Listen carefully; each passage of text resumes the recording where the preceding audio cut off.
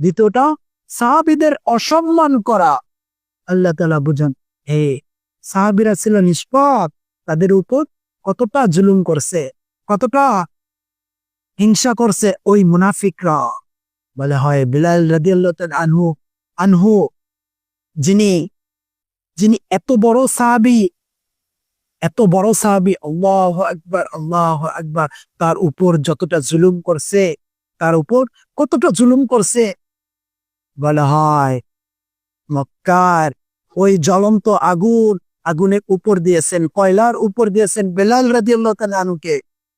বলা হয় মক্কার উত্তপ্ত বালুর উপর তার জামা কাপড় সবকিছু খুলে তাকে উত্তপ্ত বালির উপর শুয়ে রাখছে।